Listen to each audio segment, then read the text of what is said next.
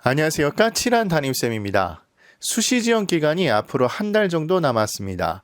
아마도 답답하고 조급한 마음에 입시 설명회, 유튜브, 컨설팅 업체를 통해 많은 정보를 얻으려고 노력 중이실 겁니다. 그러나 막상 수시에 대해 알아가면 알아갈수록 혼란이 증가하여 무엇을 어떻게 해야 될지 모르는 경우가 많아지고 있습니다. 그런 여러분을 위해 도움을 드리고자 2023학년도 수시 지원 컨설팅 시리즈를 시작하려 합니다. 그 첫 번째 시간을 시작하기 전에 까단TV 컨설팅 센터 개원과 수시 컨설팅 예약을 진행하고 있다는 점 알려드립니다. 대면, 전화, 비대면 상담 모두 가능하며 수시 컨설팅 완료 이후에도 그것이 끝이 아니라 수능 직전까지 궁금하신 점, 상담하고 싶은 내용을 지속적으로 상담해 드립니다. 좋아요, 구독, 알림 설정 부탁드립니다. 그리고 자녀와 부모님께 같이 시청해 주시고 서로의 마음을 솔직히 나누어 주셨으면 좋겠습니다. 아울러 네이버 블로그, 다음 블로그, 티스토리에 까담TV를 검색하시면 다양한 자료가 업데이트되어 있을 겁니다. 그리고 그 밑에 링크에도 걸어놨을 텐데요.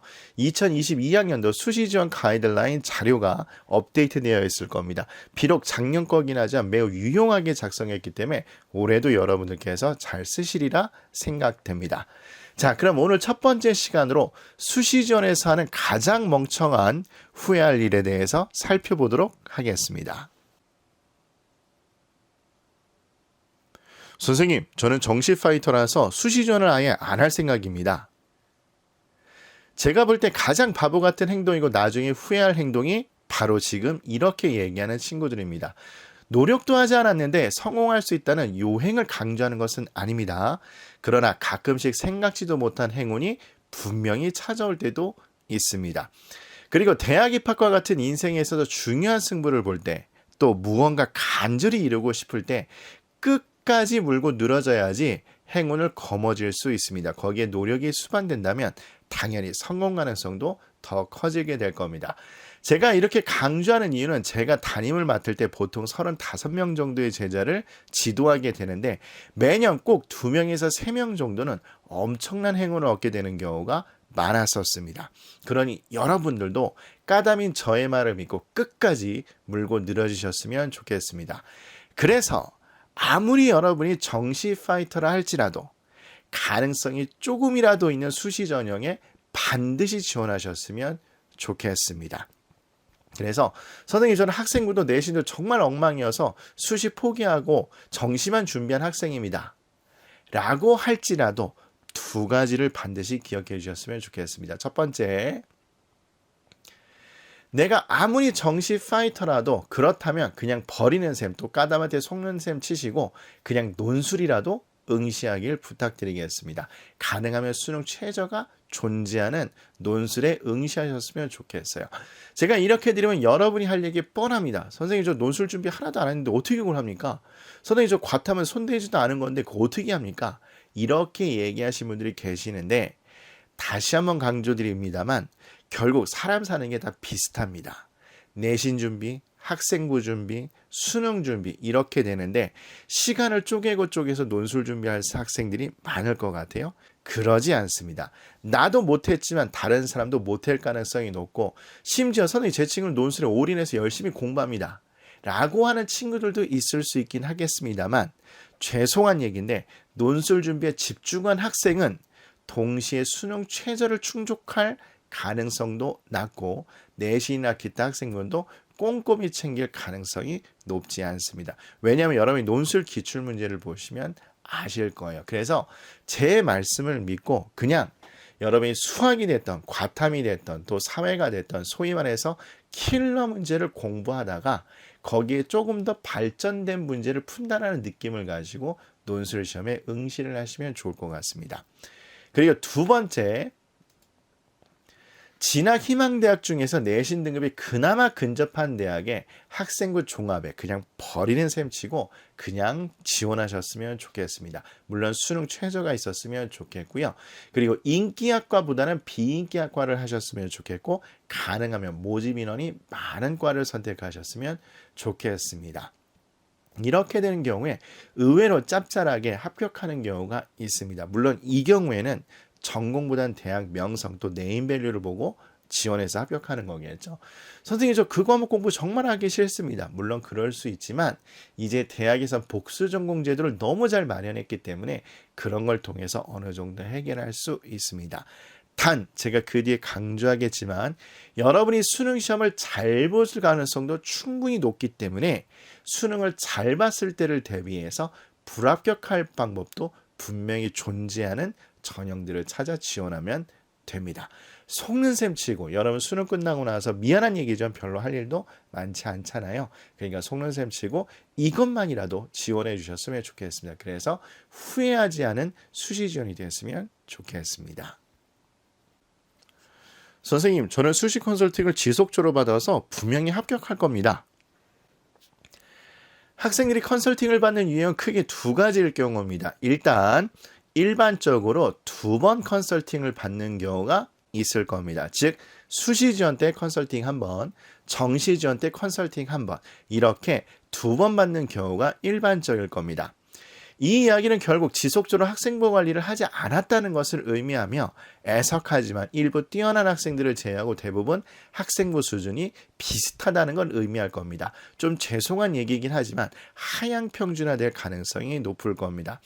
따라서 수시 컨설팅을 받았다고 해서 또 고액 컨설팅이나 유명한 곳에서 컨설팅을 통해 3학년 학생부나 자소서를 작성했다고 해서 결과가 드라마틱하게 바뀌지는 않습니다. 그리고 두 번째 유형은 앞의 것과 반대로 지속적 컨설팅을 받는 경우를 의미할 겁니다. 이런 경우라면 수험생 혼자 하는 경우보다 당연히 학생부 관리가 잘 될 가능성이 높을 겁니다. 그러나 냉정히 따져보면 3년 내내 컨설팅을 받았다면 그 학생은 상위권일 가능성이 높고 또 상위권 대학을 준비하는 많은 학생들은 3년 내내 컨설팅을 받을 가능성이 높기 때문에 학생부 수준이 상향 평준화될 가능성이 높습니다. 더더군다나 여러분도 잘 알고 계시지만 점차적으로 학생부에 기재된 내용들도 줄어들고 있죠. 따라서 수능 점수를 가지고 판단하는 정량평가와 달리 소위 말하는 정성평가, 저는 솔직히 좋아하는 말은 아닙니다만 적중 가능성이 상대적으로 애매해지게 됩니다. 즉 정성평가라는 말 때문에 나에게 유리해 보이는 전형이 결국 대부분 학생들에게 유리해질 수 있다는 걸 의미합니다. 물론 컨설팅 업체에서 이야기한 대로 합격한 경우도 있습니다만 장담하지만 그런 학생은 학생 스스로가 너무 뛰어나서 서류 자체가 매우 뛰어난 경우가 대부분일 겁니다. 그렇다면 여러분이 볼멘 소리를 까담한테 물어볼 가능성이 높습니다. 그럼 선생님, 그럼 컨설팅을 왜 받는데요? 지금 화면에 보시는 것처럼 학생부와 내신 성적의 객관적 분석을 통해서 상향, 소신, 하향 지원의 균형을 이루어 지원하기 위해서 컨설팅을 받는다고 생각하시면 됩니다. 그러니 한 번 컨설팅을 받았다고 해서 상황을 대역전시킨다 라는 기대보다 여러분들의 데이터를 합리적으로 분석하여 모험과 안정을 적절히 조화를 이룬 포트폴리오를 구성하겠다는 생각으로 지원하셔야, 그리고 그런 마음으로 컨설팅을 받으셔야 소위 말해서 사기도 안 당하시고 그리고 여러분 후회 없는 결과를 얻게 되실 겁니다. 선생님, 저는 수능을 열심히 준비하고 싶은데요. 선생님들께서 정시는 재수생한테 상대가 안 된대요. 최상위 재수 종합반 담임 생활을 했기 때문에 재수생들이 얼마나 열심히 하는지 저는 당연히 잘 알고 있습니다. 그러나 고3 학생들과 상담할 때마다 이 이야기를 하면서 안타까워하는 학생들의 모습을 보면 저도 역시 마음이 너무 짠하고 안타까운 마음이 듭니다. 물론 고3 선생님들이 왜 그렇게 말씀하시는지도 솔직히 이해됩니다. 왜냐하면 그분들이 경험하는 대부분의 고3 수험생들, 심지어 정시 파이터라고 선언한 대부분 고3 학생들이 남은 기간 제대로 준비를 하지 않고 실패하는 걸 보아왔기 때문에 그런 말씀을 하셨을 겁니다. 그러나 비록 과거의 경험을 바탕으로 조언해 주시겠지만 제가 부탁인데 진심으로 여러분들 부탁합니다. 그렇다고 해서 여러분에 대해 함부로 예단하시도록 방관하지 않았으면 좋겠습니다. 개인적으로 제가 담임을 맡았을 때 저희가 지도하는 학생들 중에서 낮은 성적으로 시작했고 마지막 11월 모의고사 때까지 엄청 헤맸지만 재수생들은 11월 달까지 모의고사를 보긴 봅니다.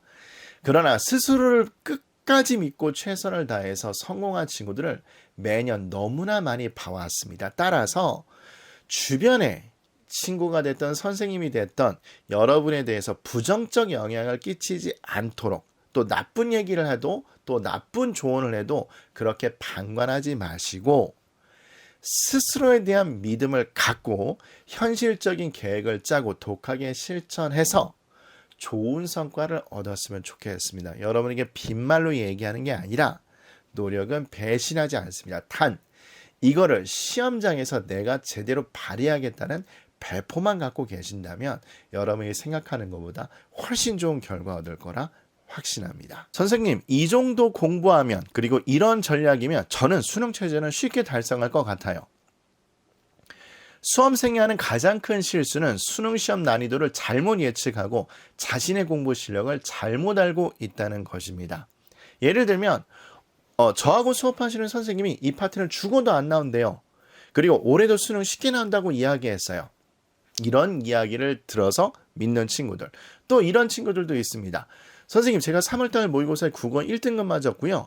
4월달에서는 수학 1등급 맞았으니까 수능에선 국어 수학 1등급을 찍고 과탐은 약하니까 2등급 정도만 찍으면 수능 최저는 충분히 맞출 수 있을 것 같아요. 라는 생각을 갖고 있는 친구들이 대부분 재수를 합니다. 그러니 제발 부탁인데 건방지게 수능 시험 난이도를 예측하지 마시고 애시당초 엄청 어렵게 나온다고 생각하시고 방심하지 않고 끝까지 노력하시도록 해주셨으면 좋겠습니다. 그렇게 된다면 여러분들은 분명 수능에서 기대 이상의 성과를 얻으리라 확신합니다. 제가 우리 학생들, 특히 재수생뿐만 아니라 고3 학생들의 컨설팅을 해주면서 느꼈던 우리 학생들이 하는 가장 큰 실수, 그리고 결국 나중에 후회하게 될 4가지 주제에 대해서 설명을 드렸습니다. 여러분 말대로 꼰대, 요새 뭐 꼰모라고 한다면서요. 어쨌든 꼰대 같은 이야기이긴 하지만 제 경험에서 우러나온 진심 어린 조언이니까 여러분 가슴속에 새기고 열심히 공부를 해주셨으면 좋겠습니다. 그렇다면 우리에게 분명히 좋은 기회가 온다고 생각합니다. 이번 입시에서도 좋은 결과 얻으시길 진심으로 기원합니다. 여러분 다음 시간에 뵙도록 하겠습니다.